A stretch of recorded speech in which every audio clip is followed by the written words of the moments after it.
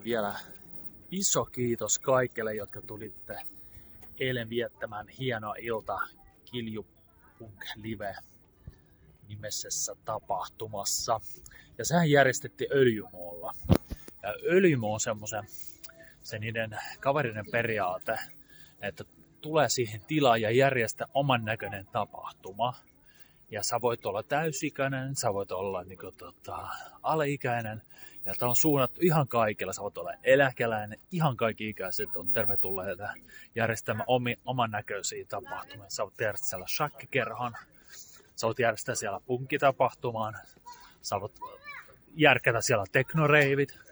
Ja jos sä mietit, että kuinka paljon arvoa tällaisella on, että se on ihan mittamatonta. Mutta valitettavasti tällä hetkellä on semmoinen tilanne, että Öljymoolle ei ole jatkoa.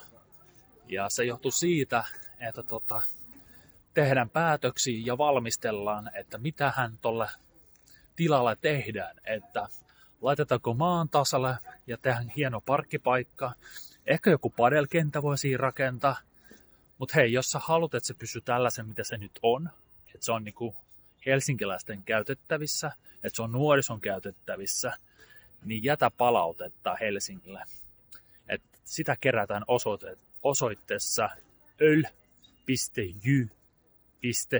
eli öl.yj.fi.